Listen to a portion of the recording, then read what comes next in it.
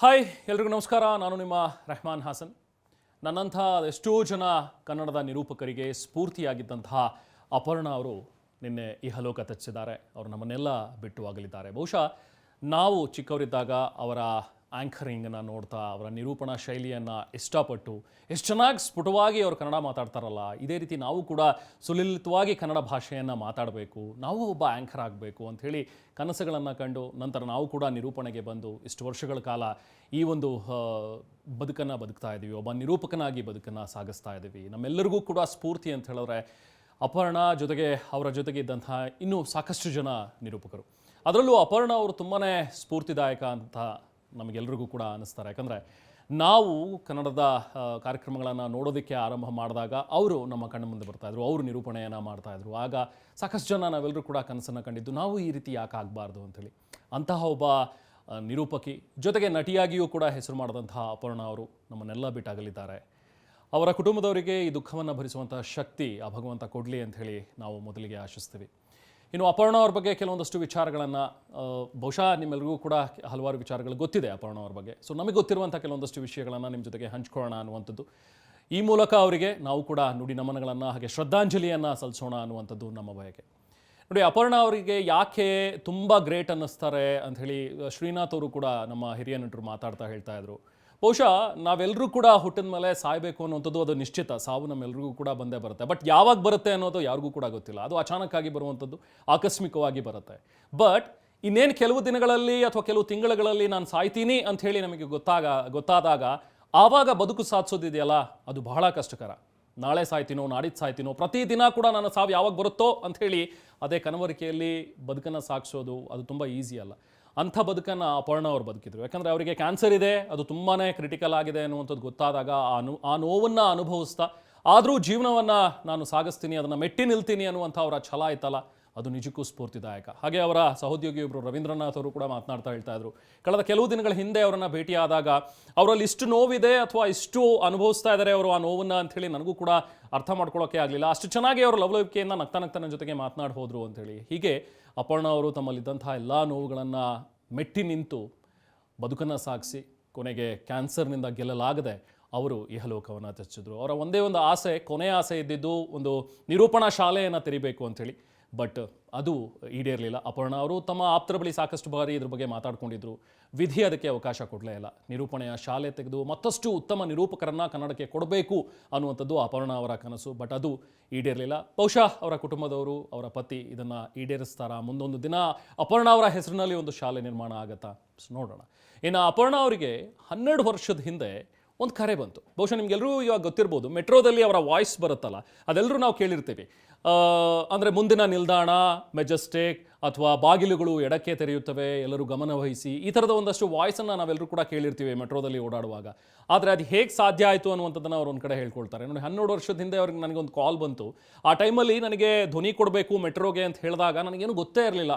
Okay, voice over ಕೊಡ್ತಾ ಇದ್ದೆ ಅಥವಾ ನಾನು ನಿರೂಪಣೆ ಮಾಡ್ತಾ ಇದ್ದೆ, ನಟನೆ ಮಾಡ್ತೀನಿ, ಇದೆಲ್ಲವೂ ಒಂದು ಕಡೆ. ಬಟ್ ಒಂದು ವಾಯ್ಸ್ ಓವರು ಒಂದು ಮೆಟ್ರೋದಲ್ಲಿ ಬಳಕೆ ಆಗುತ್ತೆ ಅಂದರೆ ನಾನು ಹೇಗೆ ಕೊಡಬೇಕು ಅನ್ನುವಂಥದ್ದು ಅವ್ರಿಗೂ ಕೂಡ ಗೊತ್ತಿರಲಿಲ್ಲವಂತೆ. ಸೊ ಒಂದು ವಾರ ಅದ್ರ ಬಗ್ಗೆ ಅಭ್ಯಾಸ ಮಾಡಿ ಚೆನ್ನೈನಿಂದ, ಹೈದರಾಬಾದಿಂದ ಕೆಲವೊಂದು ವಾಯ್ಸ್ ಸ್ಯಾಂಪಲ್ಗಳನ್ನು ತರಿಸ್ಕೊಂಡು ಅದನ್ನು ನೋಡಿ ಸ್ಟಡಿ ಮಾಡಿ ನಂತರ ಮೆಟ್ರೋದಲ್ಲಿ ಅವರ ವಾಯ್ಸನ್ನು ಅವ್ರು ಕೊಟ್ಟರು. ಸೊ ಅಂದರೆ ಇಷ್ಟು ವರ್ಷಗಳ ಕಾಲ ಇಷ್ಟು ಸೀನಿಯರ್ ಆಗಿದ್ರೂ ಕೂಡ ಆ ಕಲಿಕೆ ಅನ್ನುವಂಥದ್ದಿದೆಯಲ್ಲ, ನಾನು ಕಲಿತು ಏನಾದರೂ ಒಂದು ಮಾಡಬೇಕು ಅನ್ನುವಂಥದ್ದಿದೆಯಲ್ಲ, ಅದು ಅಪರ್ಣರಲ್ಲಿ ತುಂಬಾ ಮೆಚ್ಚುಗೆಗೆ ಪಾತ್ರವಾಗುವಂಥ ವಿಚಾರ.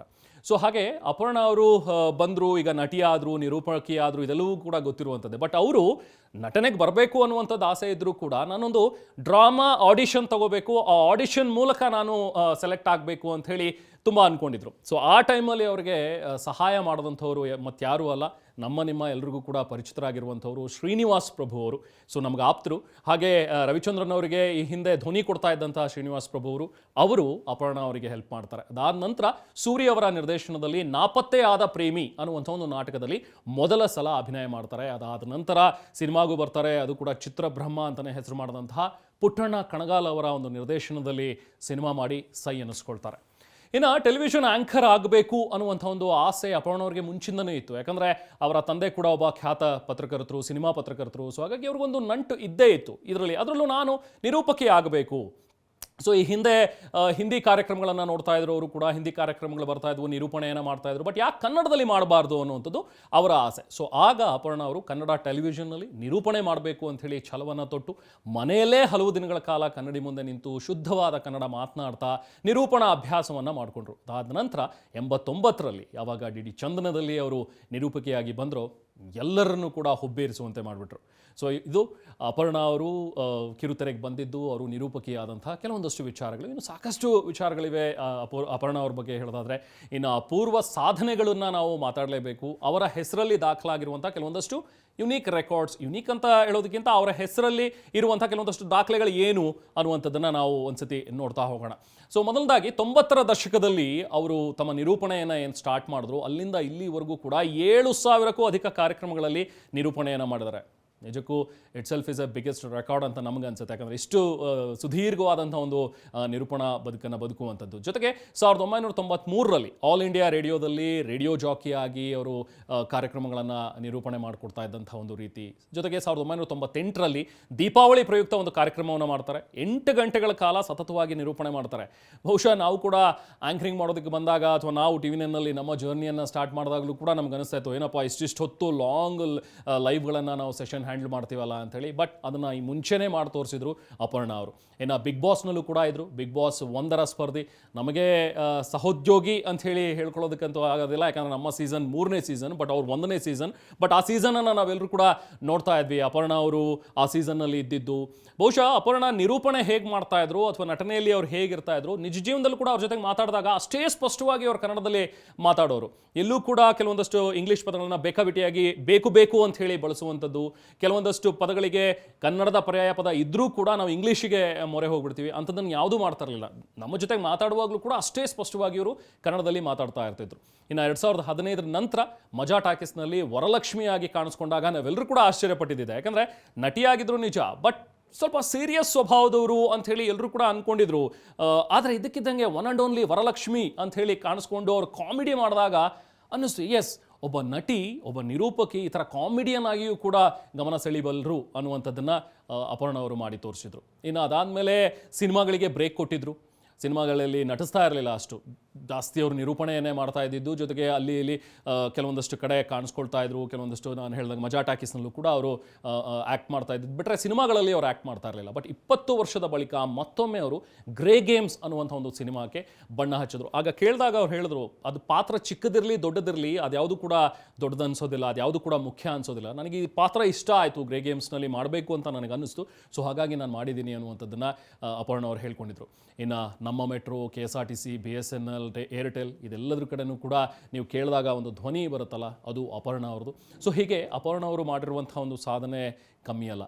ಆದರೆ ಇವತ್ತು ಅಪರ್ಣ ಅವರು ನಮ್ಮನ್ನೆಲ್ಲ ಬಿಟ್ಟು ಅಗಲಿದ್ದಾರೆ ಅಂತ ಹೇಳ್ಕೊಳ್ಳೋದಕ್ಕೆ ನಿಜಕ್ಕೂ ಕೂಡ ನೋವಾಗತ್ತೆ. 58 ವರ್ಷ ವಯಸ್ಸು ಅಪರ್ಣ ಅವರಿಗೆ. ಆದರೆ ಯಾವತ್ತೂ ನಮಗೆ ಅಪರ್ಣ ಅವರು ಇಷ್ಟು ಏಜ್ಡ್ ಅಂಥೇಳಿ ಅನ್ನಿಸ್ತಾ ಇರಲಿಲ್ಲ. ಇನ್ನು ಹೆಂಗಂತ ಅನ್ನಿಸ್ತಾ ಇತ್ತು. ಬಟ್ ಒಂದು ಕಡೆ ಅವರು ಕಾಮಿಡಿ ಮಾಡೋರು. ನಾವು ಮಾತಾಡುವಾಗ ನನ್ನನ್ನು ಯಾಕೆ ಇಷ್ಟೊಂದು ಏಜ್ಡ್ ಅಂತ ಹೇಳಿ ನೀವು ಹೇಳ್ತೀರಾ, ನಾನು ತುಂಬ ಚಿಕ್ಕ ವಯಸ್ಸಲ್ಲಿ ನಾನು ಸ್ಕ್ರೀನಿಗೆ ಬಂದಿದ್ದು, ಹಾಗಾಗಿ ನನಗೇನು ತುಂಬ ಜಾಸ್ತಿ ವಯಸ್ಸಾಗಿಲ್ಲ, ನೀವು ನಿಮ್ಮ ಏಜ್ ಪ್ರಕಾರ ನನ್ನ ಏಜನ್ನು ನೀವು ಲೆಕ್ಕ ಹಾಕೋಬಿಟ್ರೆ ಹೆಂಗೆ ಅಂಥೇಳಿ ಸುಮ್ಮನೆ ಕಾಮಿಡಿ ಮಾಡೋರು. ಎನಿವೆ, ಅಪರ್ಣ ಅವರು ಕ್ಯಾನ್ಸರ್ನಿಂದ, ಶ್ವಾಸಕೋಶದ ಕ್ಯಾನ್ಸರ್ನಿಂದ ಬಳಲ್ತಾ ಇದ್ದು. ಸೊ ಅವರು ಕ್ಯಾನ್ಸರನ್ನು ಗೆಲ್ಲಾಗದೆ ಇವತ್ತು ಇಹಲೋಕ ತ್ಯಜಿಸಿದ್ದಾರೆ. ಸೊ ಅವರ ಆತ್ಮಕ್ಕೆ ಶಾಂತಿ ಸಿಗಲಿ, ಜೊತೆಗೆ ಅವರ ಕುಟುಂಬ ವರ್ಗದವರಿಗೆ ಈ ಒಂದು ದುಃಖವನ್ನು ಭರಿಸುವಂಥ ಶಕ್ತಿ ಕೊಡಲಿ. We all miss you Aparna ma'am. ಯಾಕಂದರೆ ನಾವೆಲ್ಲರೂ ಕೂಡ ನಿಮ್ಮನ್ನು ನೋಡಿ ನಿರೂಪಣೆಗೆ ಅಂಥೇಳಿ ಬಂದಂಥವ್ರು, ನಾವು ಕೂಡ ನಿರೂಪಣೆಯಲ್ಲಿ ಇರುವಂಥವ್ರು. ನೀವು ನಮ್ಮೆಲ್ಲರಿಗೂ ಕೂಡ ಸ್ಫೂರ್ತಿ. We miss you Aparna ma'am.